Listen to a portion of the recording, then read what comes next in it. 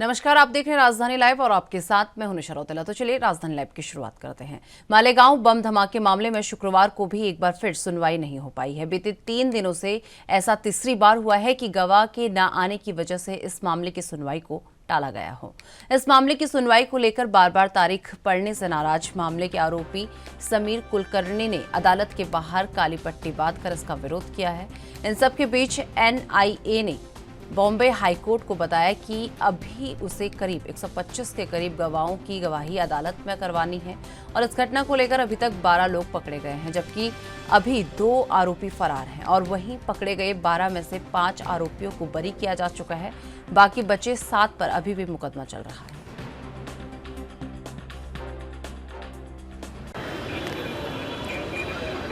मालेगांव विस्फोट 2008 को आज बराबर 14 वर्ष पूरे हुए हैं। इस मुकदमे में जो निर्दोष भारतीयों की जान गई है वो भी न्याय से वंचित है और मैं भी निर्दोष भारतीय नागरिक हूँ। मुझे भी 14 वर्ष में स्पेशल न्याय कोर्ट में चक्कर काट रहा हूँ, लेकिन न्याय से वंचित हूँ।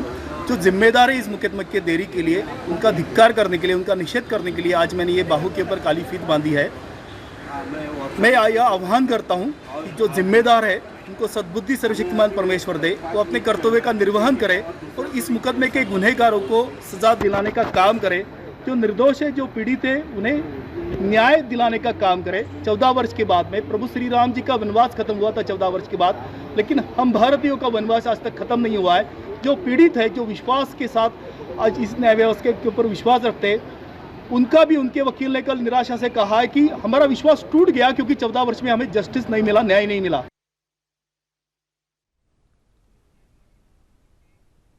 इस खबर पर अधिक जानकारी के लिए हमारे साथ मुंबई से हमारे संवाददाता सत्यप्रकाश सोनी हमारे साथ जुड़ चुके हैं। सत्यप्रकाश, जिस तरीके से बात कर ले मालेगांव ब्लास्ट की अगर बात कर ले तो आज इसे पूरे 14 साल हो चुके हैं और इसमें 4 जज बदले जा चुके हैं, 3 जांच एजेंसियां बदल चुकी हैं, लेकिन अभी तक इस मामले में कोई कार्रवाई नहीं हुई है।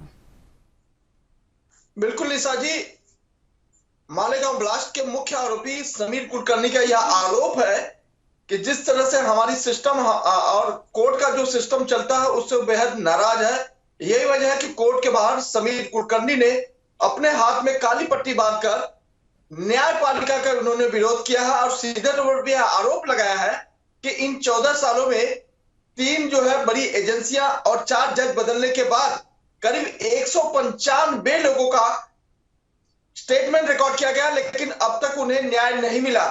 लेकिन जिस तरह से कोर्ट में तारीख पे तारीख उन्हें दी जाती है उससे वह बेहद नाराज है। एक बार फिर से उन्हें 29 सितंबर 2022 को उन्हें कोर्ट ने बुलाया था, लेकिन तमाम अन्य गवाहों को नहीं आने के बाद उन्हें वापस लौटना पड़ा, जिससे वह बेहद नाराज है। सत्यप्रकाश, वहीं बात कर लें जिस तरीके से क्या कारण है कि इतना समय इस पूरे मामले में लग रहा है, अभी तक जो आरोप जो इसकी पीड़ित हैं अभी तक उन्हें न्याय नहीं मिल रहा है, क्या कारण रहा है इसका पूरा? बिल्कुल निशा जी, देखिए इस पूरे मामले में जिस तरह से 195 से ज्यादा लोगों को स्टेटमेंट रिकॉर्ड किया गया है, जबकि 25 से ज्यादा गवाहों को बाइज्जत बरी भी किया गया है, लेकिन दोषी अब तक किसी को बताया नहीं गया है। अब ऐसे में जिस तरह से यह देखा जा रहा कि कई गवाह जो है अपने बयानों से मुकर भी गए हैं, इस वजह से कोर्ट के सामने बड़ी समस्या खड़ी हो रही है।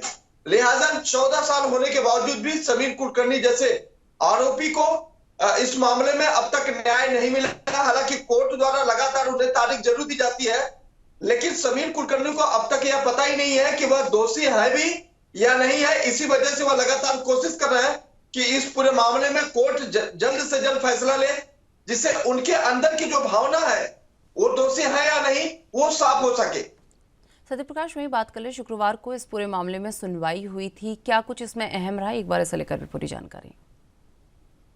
देखो, कोर्ट में सुनवाई के दौरान सीधे तौर पर जिन लोगों का बयान दर्ज किया गया है उनसे पूछताछ की जाती है। दोनों पक्षों के वकील जो है अपनी अपनी दलीलें रखते हैं, लेकिन इस पिछले दिनों जिस तरह से सुनवाई की तारीख तय की गई थी उस दौरान कई जो है बयान देने वाले और जो चश्मदीद है वह मौके पर नहीं पहुंचे थे, इसलिए जो है कोर्ट को फिर अपना जो कार्यकाल जो है स्थगित करना पड़ा, क्योंकि लगातार जिस तरह से मालेगांव ब्लास्ट की जांच हो रही है, ऐसे में 8 लोगों की मौत हुई थी। इस मौत के बाद जो है 195 से ज्यादा लोगों की स्टेटमेंट रिकॉर्ड किया गया, जबकि 100 से ज्यादा लोग घायल हुए थे। इस पूरे मामले में मुश्किलें लगातार इसलिए बढ़ती जा रही है क्योंकि कई गवाह जो है अपने बयानों बयानों से मुकर चुके हैं, जिसमें जानकारी है कि अब तक 25 से ज्यादा गवाह जो है अपनी बयानों से मुकरे हैं। इस वजह से कोर्ट के सामने बड़ी समस्या है कि आखिरकार यह सुनवाई कब तक पूरी होगी। इसी लिहाज से जिनको आरोपी बनाया गया उनके मन में भी एक कहीं कहीं यह स्थिति बनी रहती है कि वह आरोपी है भी या नहीं, क्योंकि लगातार उन्हें तारीख पर तारीख देकर उनको बुलाया जाता है और उन्हें कोर्ट में शामिल होने के लिए समन्स किया जाता है। चलिए सत्य प्रकाश, बहुत बहुत धन्यवाद हमारे साथ जुड़ने के लिए और ये तमाम जानकारी हमारे साथ साझा करने के लिए। तो आपको बता दें कि सेलफोन की 5G सेवा का शुभारंभ प्रधानमंत्री नरेंद्र मोदी 1 अक्टूबर यानी आज दिल्ली में करेंगे और इस मौके पर बनारस में भी भव्य आयोजन होगा। यहाँ रुद्राक्ष कन्वेंशन सेंटर में आयोजित समारोह में मुख्यमंत्री योगी आदित्यनाथ मौजूद रहेंगे और संचार मंत्रालय के अधीन आने वाले नेशनल ब्रॉडबैंड मिशन के अनुसार इंडिया मोबाइल कांग्रेस 2022 की शुरुआत होनी है और इसके लिए वाराणसी में specially curated 5G use case exhibition का आयोजन किया जाएगा और रुद्राक्ष में आयोजित बड़े समारोह में दिल्ली में हो रहा है और आयोजन लाइव होगा। तो सीएम योगी आदित्यनाथ संबोधन करने के साथ ही संवाद भी करेंगे और यहाँ जो कंपनियां हैं वो भी अपनी प्रदर्शनी लगा सकती हैं।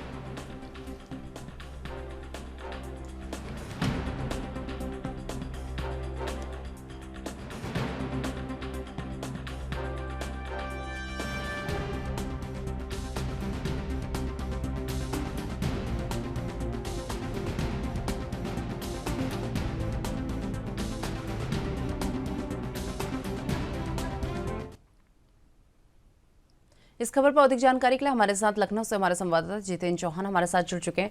जितेंद्र, सबसे पहले आज सीएम योगी का क्या क्या कार्यक्रम रहने वाला है, एक बार उससे लेकर पूरी जानकारी।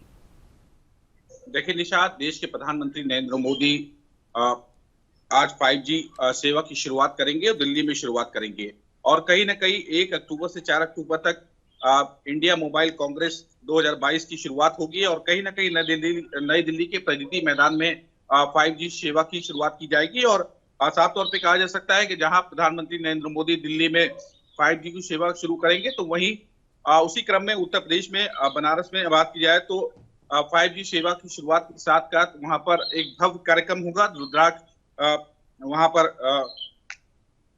रुद्राक्ष कन्वेंशन सेंटर है, वहां पर काम किया जाएगा और वहां पर कार्यक्रम किया जाएगा। और साफ तौर पे कहा जा सकता है कि उनके साथ प्रधानमंत्री नरेंद्र मोदी जहां 5G सेवा दिल्ली से शुरुआत करेंगे तो इस मौके पर बनारस के भव्य आयोजन करने का काम किया जा रहा है और रुद्राक्ष कन्वेंशन सेंटर में कार्यक्रम आयोजित किया जाएगा जिसमें मुख्यमंत्री योगी आदित्यनाथ मौजूद रहेंगे और संचार मंत्रालय के अधीन जो नेशनल ब्रॉडबैंड है उसका कहीं ना कहीं एनबीएम के अनुसार इंडिया कांग्रेस की जो 2022 की शुरुआत होनी उसमें कहीं ना कहीं भव्य कार्यक्रम किया जाएगा। साथ ही साथ बात की जाए तो बनारस में special security 5G case exhibition का आयोजन किया जाएगा जिसमें रुद्राक्ष आयोजित बड़े समारोह में दिल्ली जो हो रहा है उसमें कहीं ना कहीं लाइव प्रसारण भी किया जाएगा और कई कंपनियां भी मौजूद रहेगी। तो आज देश को कहीं ना कहीं 5G की सेवा की शुरुआत हो जाएगी और कई कह सकते हैं कि राजधानी और महानगरों में इसकी शुरुआत होगी और 5G की शुरुआत को लेकर सुबह 10 बजे प्रधानमंत्री नरेंद्र मोदी करेंगे। उत्तर प्रदेश के मुख्यमंत्री योगी आदित्यनाथ बनारस में जो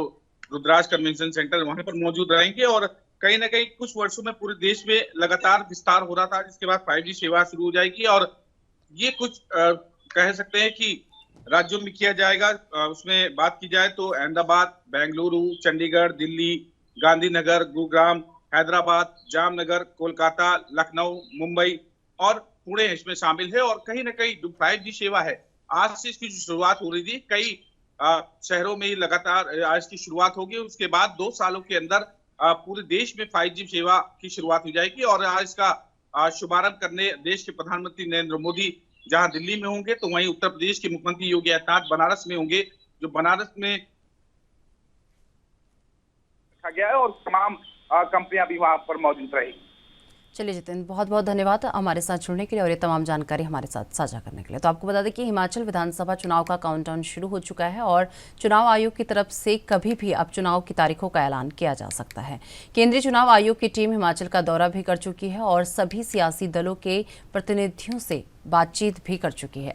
अब इंतजार है चुनाव की तारीख का, जिसका ऐलान अक्टूबर महीने के पहले हफ्ते में हो सकता है। गौरतलब है कि प्रधानमंत्री नरेंद्र मोदी का हिमाचल दौरा तय हो गया है और 5 अक्टूबर को प्रधानमंत्री नरेंद्र मोदी पहले बिलासपुर और फिर कुल्लू जाएंगे और बिलासपुर में एम्स और हाइड्रो इंजीनियरिंग कॉलेज का उद्घाटन करने के बाद पीएम मोदी का अंतर्राष्ट्रीय कुल्लू दशहरे में शिरकत करने का कार्यक्रम तय है और तारीख के ऐलान के बाद ही विकास परियोजनाओं का उद्घाटन नहीं हो सकता है, क्योंकि हिमाचल विधानसभा चुनाव की तारीख के ऐलान के साथ ही प्रदेश में आदर्श आचार संहिता भी लग जाएगी और बिलासपुर एम्स और हाइड्रोजन इंजीनियरिंग कॉलेज केंद्र की महत्वाकांक्षी योजनाएं।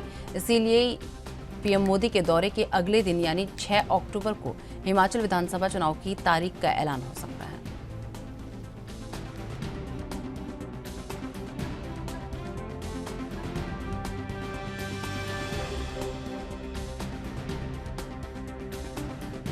इस खबर पर अधिक जानकारी के लिए हमारे साथ हमारी ब्यूरो चीफ हिमाचल से टीना ठाकुर जी हमारे साथ जुड़ चुके हैं। टीना जी, जिस तरीके से बात कर लें, अब हिमाचल में विधानसभा चुनाव का काउंटडाउन जो है शुरू हो चुका है। अब किसी भी समय जो है चुनाव की तारीखों का ऐलान हो सकता है। जी बिल्कुल, क्योंकि मुख्य चुनाव आयुक्त अपनी टीम के साथ हिमाचल का जो विभिन्न क्षेत्र है वहां के दौरे कर चुके हैं, राजनीतिक पार्टियों से वो मिल चुके हैं, जनता से वो मिल चुके हैं। तो ऐसे में माना जा रहा है कि अभी काउंटडाउन शुरू हो चुका है, किसी भी वक्त जो आचार संहिता है वो लग सकती है। हालांकि माना यही जा रहा है कि 5 अक्टूबर को जब प्रधानमंत्री हिमाचल आएंगे, क्योंकि एम्स का उन्होंने उद्घाटन करना है, उसके बाद कभी भी आचार संहिता लग सकती है। तो ऐसे में जो माना जा रहा है कि आचार संहिता लगने के साथ ही स्पष्ट हो पाएगा कि हिमाचल में जो है एक चरण में चुनाव होंगे या 2 चरणों में, क्योंकि जो कबायली क्षेत्र है हिमाचल के वहाँ जल्दी बर्फबारी हो जाती है। नवंबर के पहले सप्ताह में वहाँ बर्फ गिर जाती है। तो ऐसे में माना ये जा रहा था कि कबायली क्षेत्र है जो एसटी की सीट है 3 यहाँ पे हिमाचल में, तो ऐसे में उन सीट पर जो है अक्टूबर एंड में मतदान जो है चुनाव आयोग को करवा सकता है जल्दी, क्योंकि वहां पे जो है जल्दी जो बर्फ पड़ जाती है और वैसे में मतदान बाद में संभव नहीं हो पाएगा। इसमें जो मुख्य चुनाव आयुक्त राजीव कुमार जब हिमाचल आए थे, जब उनसे पूछा गया था तो उन्होंने कहा था कि ये दिल्ली जाकर हम तय करेंगे कि 2 चरणों में चुनाव कराना है या एक फेज में होगा। लेकिन ये जरूर है कि राजनीतिक दलों ने भी उनसे ये कहा था कि जो एसपी के जो क्षेत्र है वहाँ पे आप जल्दी चुनाव करवाएं और जो बाकी के क्षेत्र है आप 20 नवंबर तक आप चुनाव करवा सकते हैं। तो ऐसे में आचार संहिता जब लगेगी तभी ये स्पष्ट हो पाएगा कि 2 चरणों में हिमाचल में चुनाव होने जा रहे हैं या एक ही चरण में जो है 68 विधानसभा सीटों का जो चुनाव है वो कंप्लीट हो जाएगा। जी टीना जी, वहीं बात अगर पीएम मोदी के दौरे को लेकर की जाए तो एक बार पीएम मोदी के दौरे को लेकर भी पूरी अपडेट। जी बिल्कुल, जो प्रधानमंत्री नरेंद्र मोदी है वो 5 अक्टूबर को शिमला कुल्लू भी आएंगे और जो बिलासपुर में एम्स हॉस्पिटल जो बना, जो महत्वाकांक्षी एक बहुत बड़ा प्रोजेक्ट था हिमाचल के लिए, उसका जो है उद्घाटन करेंगे। उनके साथ जो है राष्ट्रीय अध्यक्ष जेपी नड्डा भी हो सकते हैं और उसके अलावा माना जा रहा है कि वो उसके बाद कुल्लू दशहरा जो यहाँ का बड़ा फेमस दशहरा है उसमें भी वो शिरकत करने जा सकते हैं, उसमें वो भाग लेने जा सकते हैं। और ऐसा कहा जा रहा है कि ये पहला अवसर होगा जब कब कोई प्रधानमंत्री जो कुल्लू दशहरे में पहुंचेंगे। इसके अलावा जो प्रमुख जो मंदिर है बिजली महादेव, क्योंकि माना जाता है कि जब प्रधानमंत्री यहाँ पे प्रभारी थे हिमाचल के तो वो बिजली महादेव काफी जाया करते थे, तो ऐसे में वो बिजली महादेव के दर्शन भी कर सकते हैं। तो हालांकि जो एम्स का जो उनका जो मुख्य दौरा है वो एम्स को लेकर है, वो वहां पर वो उद्घाटन होना है।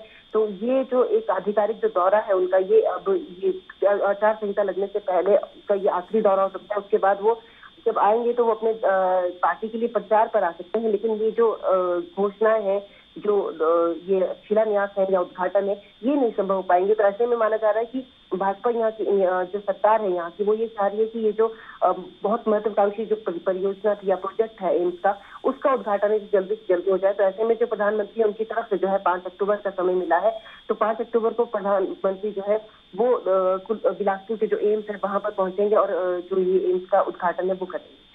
टीना जी, वहीं अगर बात कर लें, जिस तरीके से विधानसभा चुनाव काफी नजदीक आ चुके हैं, तो वहीं अगर सभी पार्टियों के चुनाव की तैयारियों की अगर बात कर ले तो एक बार इसे लेकर भी पूरी जानकारी कि किस पार्टी की तैयारी कहां तक पहुंची है। जी बिल्कुल, क्योंकि इस वक्त बिल्कुल आचार संहिता किसी भी वक्त लग सकती है। तो जो सभी पार्टीज है जो मुख्य तौर पे जो उनका मंथन है वो टिकटों पे चल रहा है। आपको जैसे कि पता है कि कांग्रेस का भी ये टिकटों पे मंथन चल रहा है। 2 तारीख को उनकी स्क्रीनिंग कमेटी की बैठक थी, हालांकि वो टल गई है। तो ऐसे में किसी भी वक्त जो है जो ये कांग्रेस है उनकी सूची जारी हो सकती है। हालांकि आम आदमी पार्टी अपनी सूची जारी कर चुकी है, जिसमें उन्होंने 4 उम्मीदवारों के नाम घोषित किए हैं। इसके अलावा भाजपा में माना जा रहा है कि जब आचार संहिता लग जाएगी उसके बाद वो अपनी जो है पहली सूची वो जारी कर सकती है। तो अभी फिलहाल जो है मंथन वो पार्टी कर रही है, कार्यक्रम वो आयोजित कर रही है। उस कार्यक्रमों के साथ साथ वो मंथन कर रही है कि जो चुनावी जो चुनावों में जो जीत सकने की जो क्षमता है, ऐसे जो प्रत्याशी है उन पर जो है दाव खेला जाए, उनको जो है प्रत्याशी बनाया जाए। तो फिलहाल तो 3 पार्टीज है यहाँ पे, क्योंकि आम आदमी पार्टी भी पहला चुनाव लड़ने जा रही है, तो ये पहला फोकस है उनका, वो अभी टिकटों के आवंटन पर है। और कांग्रेस में माना जा रहा था कि नवरात्रों में जो है वो पहली सूची जारी हो जाएगी। हालांकि पिछले कल जो है पहली सूची भी सोशल मीडिया पे वायरल हुई है कांग्रेस की, तो ऐसे में कांग्रेस ने कहा है कि ये केवल उनके खिलाफ एक साजिश है, उनकी तरफ से अभी कोई सूची नहीं जारी की गई है। तो अभी माना यही जा रहा है कि तीनों जो पार्टी है मंथन कर रही है कि टिकटों का आवंटन किस तरह से किया जाए, किस तरह से टिकटें बांटी जाए, जो जीत सकने की क्षमता है जिन प्रत्याशियों में, उनको टिकटें दी जाए। तो अभी आप ये मान सकते हैं कि जल्द ही जो तीनों पार्टीज है उनके जो क्रम वर है वो जो है जो टिकटों की सूची है वो जारी हो सकती है। उसके बाद आप देख ही रहे हैं कि हिमाचल में लगातार जो राजनीतिक सरगर्मियां वो तेज है। भाजपा की तरफ से लगातार जो है कार्यक्रम आयोजित किए जा रहे हैं, उनके विभिन्न जो नेता है, केंद्रीय नेता, वो हिमाचल लगातार पहुंचे हैं, अलग अलग वो प्रेस कॉन्फ्रेंस कर रहे हैं, अलग अलग वो जो चुनावी प्रचार का जो दौरा है वो कर रहे हैं। और कांग्रेस में भी आपने देखा है कि जनसंकल्प जो रैलीज है उनका दौर वो शुरू कर चुकी है। हालांकि वो अभी अपने अपने विधानसभा क्षेत्रों में है। सुजानपुर में एक बड़ी रैली करने की कोशिश कांग्रेस ने की थी 29 तारीख को। उसके अलावा आम आदमी पार्टी है बड़ी अभी पिछले दिनों उनकी तरफ से जो है मनीष सिसोदिया और भगवंत मान हिमाचल पहुंचे थे, काफी उन्होंने घोषणाएं भी की थी, काफी गारंटियां भी दी थी, लेकिन अभी फिलहाल उनका दौरा नहीं है। लेकिन आम आदमी पार्टी भी जो है धरातल पे लगातार सक्रिय है, लगातार लोगों से जनसंपर्क वो कर रही है, काम कर रही है। तो ऐसे में जो तीनों पार्टीज है वो काफी सक्रिय है। हालांकि टिकटों का आवंटन किस तरह का रहता है ये उनकी जब सूची आएगी तभी पता चल पाएगा। जी चलिए तो टीना जी बहुत बहुत धन्यवाद हमारे साथ जुड़ने के लिए और ये तमाम जानकारी हमारे साथ साझा करने के लिए। तो आपको बता दें कि मुख्यमंत्री भगवंत मान के नेतृत्व वाली पंजाब सरकार ये यकीनी बनाने के लिए वचनबद्ध है कि 1 अक्टूबर यानी आज से शुरू हो रहे खरीफ मार्केटिंग सीजन 2022-23 के दौरान किसी भी किसान को मंडियों में कोई मुश्किल ना पेश हो, क्योंकि किसान इस कृषि प्रधान राज्य की अर्थव्यवस्था की रीढ़ की हड्डी हैं। आपको बता दें कि पंजाब सरकार भी 1 अक्टूबर यानी आज से धान की खरीदी की प्रक्रिया शुरू करने जा रही है। इसके लिए पंजाब सरकार ने अपनी तैयारियां कर ली हैं और इसी कड़ी में राज्य सरकार ने धान खरीदी केंद्र के तौर पर पूरे प्रदेश में 1800 से अधिक केंद्र नोटिफाई किए हैं। वहीं अधिक धान आने की स्थिति में अतिरिक्त केंद्रों की पहचान करने का प्रावधान किया है और राज्य सरकार ने इस खरीफ सीजन 191 लाख मीट्रिक टन से अधिक धान आने की संभावना जताई है। और इसी तरह जम्मू कश्मीर में भी 1 अक्टूबर से धान खरीदी की प्रक्रिया शुरू होने जा रही है। वहां 23 मंडियां बनाई गई हैं, जिसमें 11 जम्मू और 11 मंडियां कठुआ संभाग में बनाई गई हैं।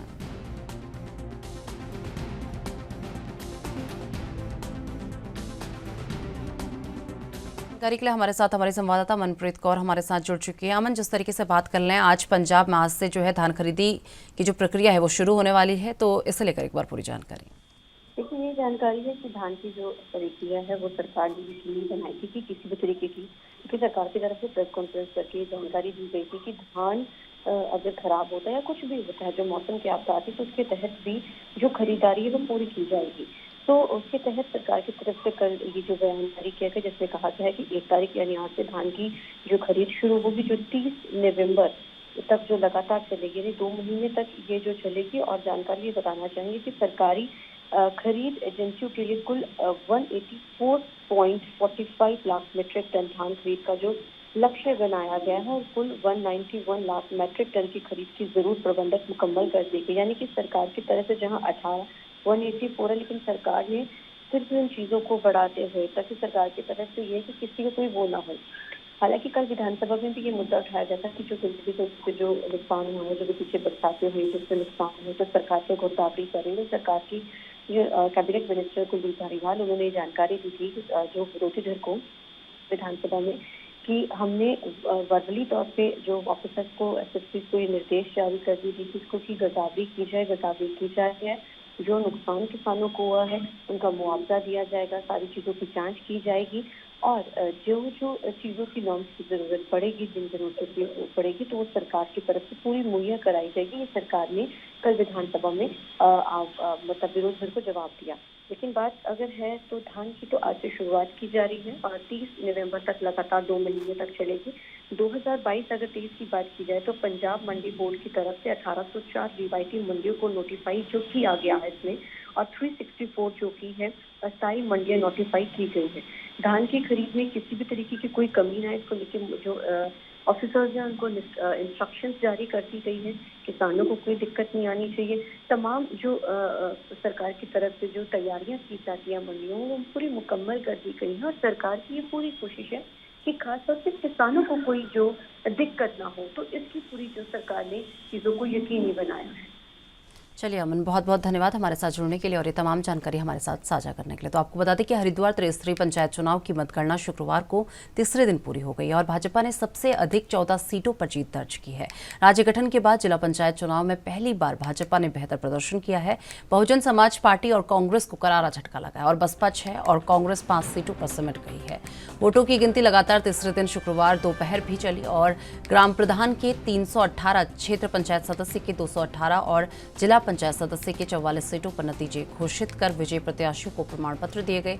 जिला पंचायत कार्यालय हरिद्वार से चुनाव जीतने वाले प्रत्याशियों को प्रमाण पत्र दिए गए हैं। कार्यालय में कड़ी सुरक्षा व्यवस्था रखी गई और विजयी प्रत्याशियों ने समर्थकों के साथ जुलूस निकालकर आतिशबाजी की। इस खबर पर अधिक जानकारी के लिए हमारे साथ हमारे संवाददाता तारिक अंसारी हमारे साथ जुड़ चुके हैं। तारिक, पंचायत चुनाव को लेकर एक बार पूरी अपडेट। इस बार बीजेपी ने जो है एक ऐतिहासिक जीत जो है इसमें हासिल की है। जी बिल्कुल, मैं आपको बता दूं कि शुक्रवार देर शाम तक वोटों की गिनती जारी रही और लगातार प्रत्याशियों का वहां पर तांता लगा रहा। मैं आपको बता दूं त्रिस्तरीय पंचायत चुनाव ये हुआ था और इसमें सबसे अच्छी जीत जो है बीजेपी ने दर्ज की है, क्योंकि 14 सीटों पर यहाँ पर बीजेपी जीती है। इसके अलावा बहुजन समाज पार्टी और कांग्रेस को करारा झटका मिला है, जबकि वहाँ पर हरिद्वार जिले की मैं बात करूँ तो बहुजन समाज पार्टी के एक विधायक भी है। इसके अलावा बसपा को 6 और कांग्रेस को 5 सीट सिर्फ वहां पर मिली हैं। इसके अलावा जो ओवैसी की पार्टी है उसे भी 1-2 सीट वहां पर मिली है। तो इसमें सबसे अच्छी जीत जो है वो बीजेपी की हुई है, क्योंकि बीजेपी ने मैं आपको राज्य गठन के बाद की बात करूं तो हरिद्वार जिले में सबसे इतनी अच्छी जीत पहली बार हुई है और लगातार बीजेपी ये दावा कर रही है कि जिला पंचायत अध्यक्ष भी हम ही बनाएंगे। बीजेपी ने जो निर्दलीय प्रत्याशी वहां पर हैं उनको अपनी पार्टी में शामिल करना शुरू कर दिया है। निशा, तारिक, वहीं बात कर लें जिस तरीके से बीजेपी जहां 4 सीटों पर भी जीत हासिल नहीं कर पाती थी, अब 14 सीटों पर उसने जीत हासिल कर ली। क्या कारण रहे कि इस बार जो है जनता इतनी मेहरबान बीजेपी में दिखाई दी? बिल्कुल निशा, मैं आपको बता दूं जब मुख्यमंत्री पुष्कर सिंह धामी ने शपथ ली थी तभी कह दिया था कि मैं उत्तराखंड की तस्वीर बदलूंगा, उत्तराखंड के गांव-गांव तक सड़कों का जाल बिछेगा, शिक्षा, पानी और स्वास्थ्य की बेहतर व्यवस्था होगी। तो जाहिर तौर पर कल भी कई लोग वहां पर ये साफ तौर पर कहते दिखे कि हमने सिर्फ जो वोट दिया है, हमने जो चुनाव लड़ा है वो सिर्फ धामी के नाम पर दिया है, क्योंकि धामी एक ऐसे मुख्यमंत्री हैं उत्तराखंड के जो लगातार जो है पिछले कई महीनों में उन्होंने जो विकास किया है कई मुख्यमंत्री सालों में नहीं कर पाए। लगातार विकास की ओर उत्तराखंड अग्रसर है और इसका पूरा श्रेय लोग जो है पुष्कर सिंह धामी को देते हैं। तो धामी की नीतियों को देखते हुए लोगों ने इस बार बीजेपी को इनाम दिया है और बीजेपी के प्रत्याशियों को जिताया है। और साफ तौर पर लोगों का यही कहना है कि जो मुख्यमंत्री पुष्कर सिंह धामी है वो जनता के हित में जो कार्य कर रहे हैं वो काफी सराहनीय है और काफी अच्छे हैं, क्योंकि वो जो भी काम करते हैं जनता के हित में करते हैं और जमीन से जुड़कर करते हैं। क्योंकि लगातार पुष्कर सिंह धामी जनता के बीच में जाते हैं, औचक निरीक्षण करते हैं, चाहे अस्पताल की बात करूँ, मैं विद्यालय की बात करूँ या सरकारी महकमों की बात करूँ, वो लगातार धरातल पर उतरकर वहाँ पर जो है देखने जाते हैं कि काम हो रहा है नहीं हो रहा है और लगातार जनता की परेशानी सुनते हैं। निशा, चलिए तारिक, बहुत बहुत धन्यवाद हमारे साथ जुड़ने के लिए और ये तमाम जानकारी हमारे साथ साझा करने के लिए। तो आपको बता दें कि सांबा पुलिस ने नशे के एक बड़े प्रयास को विफल करते हुए कश्मीर से लेकर सेब लेकर आ रहे एक ट्रक से 600 किलोग्राम भुक्की पकड़ने में सफलता हासिल की है और एक तस्कर को भी गिरफ्तार किया है। जानकारी के अनुसार आपको बता दें कि सांबा पुलिस ने एक सूचना के आधार पर कश्मीर से सेब लेकर आ रहे एक ट्रक को सिडको चौक में रोका तो चालक ट्रक लेकर फरार होने का प्रयास कर रहा था, लेकिन मुस्तैद पुलिस ने उसे पकड़ लिया और जब ट्रक की जांच की गई तो उसमें 100 से अधिक पेटियों में भुक्की मिली और इसकी क्वांटिटी 600 किलोग्राम से अधिक आंकी गई है। पुलिस ने मामला दर्ज कर कार्रवाई शुरू कर दी है। तो आपको बता दें कि सांबा पुलिस को बड़ी कामयाबी मिली है, पुलिस ने एक तस्कर को गिरफ्तार किया है और इसी के साथ आपको बता दें कि कश्मीर से एक सेब का ट्रक आ रहा था जिसमें भुक्की लाई जा रही थी और इस की अगर क्वांटिटी की बात कर ली जाए तो 600 किलोग्राम भुक्की इसमें बरामद की गई है। फिलहाल पुलिस इस पूरे मामले में जुट चुकी है। इस खबर पर अधिक जानकारी के लिए हमारे साथ जम्मू कश्मीर से रविंद्र श्रीवास्तव हमारे संवाददाता जुड़ चुके हैं। रविंद्र, जिस तरीके से बात कर ले, सांबा पुलिस को एक बड़ी कामयाबी मिली है और सांबा पुलिस ने जो है एक तस्कर को भी गिरफ्तार किया है। एक बार इसे लेकर पूरी जानकारी। देखिए, बिल्कुल आजकल सीजन चल रहा है सेब का और पिछले दिनों ट्रक जो हैं वो भूस्खलन के चलते वहां फंस गए थे और तो नशे के तस्कर हैं वो भी कहीं ना कहीं सक्रिय हो गए हैं और उसी को देखते हुए जो तस्कर हैं नए नए हथकंडे अपना रहे हैं। सेब की पेटियों के अंदर करीब 600 किलो भुक्की जो है वो बरामद की है सांबा पुलिस ने और हर एक पेटी 100 से अधिक पेटियां जो हैं सेब की, उनके अंदर हर एक पेटी के अंदर भुक्की को छुपा कर रखा गया था ताकि अगर पुलिस जांच करे भी, अगर कोई इनपुट्स मिला है पुलिस को तो उस पर जांच अगर की जाए तो 1-2 पेटी की अगर बात की जाए तो उसी में भुक्की मिले। लेकिन जब पुलिस ने पूरा ट्रक खंगाला तो उस ट्रक की हर एक सेब की पेटी के अंदर भुक्की जो है बरामद की है। करीब 600 किलोग्राम से अधिक की इसकी जो है वो इसको आंका गया है और पुलिस ने मामला दर्ज कर दिया है। इसी के साथ एक तस्कर जो है उसको भी गिरफ्तार किया है। ये भुक्की जो है कश्मीर से देश के अन्य राज्यों में ले जाए। मैं आपको बता दूं तो ये जो ट्रक ड्राइवर है या बस ड्राइवर हैं जो रात को वीडियो कोच बसेस चलाते हैं वो लोग इस्तेमाल करते हैं ताकि उनकी नींद जो है, उनको झपकी जो है वो ना लगे। लेकिन कहीं ना कहीं अगर देखा जाए तो कई एक्सीडेंट भी इसी कारण जो है होते हैं। लेकिन एक बड़ी सफलता जो है सांबा पुलिस को मिली है जिसमें एक कहा जाए 600 किलोग्राम भुक्की के साथ एक तस्कर जो है उसको गिरफ्तार किया गया है। इससे पहले भी कई बार सांबा पुलिस जो है ऐसे ऑपरेशन चला चुकी है और लगातार उसको कामयाबी जो है वो मिलती हुई नजर आ रही है। जी रविंद्र, वही बात कर ले, जिस तरीके से इस पूरे मामले में एक तस्कर को भी गिरफ्तार किया गया है तो अभी तक पुलिस द्वारा क्या क्या पूछताछ इस तस्कर से की गई है? जी देखिए, तस्कर से लगातार पूछताछ की जा रही है कि आखिरकार ये भुक्की जो है वो कहाँ लेकर जा रहे थे और कहाँ से ली थी। जिन के पास से ये भुक्की लाई गई है उनका भी उनकी भी जांच की जा रही है।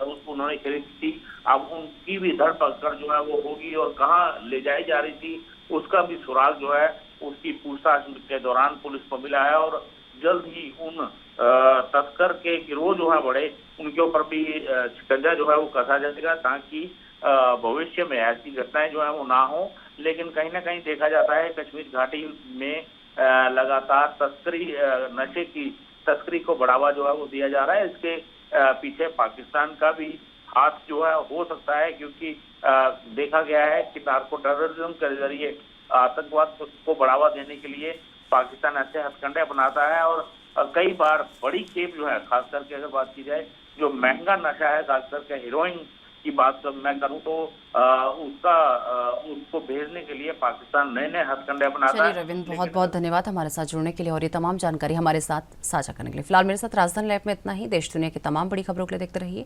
ANB news. नमस्कार।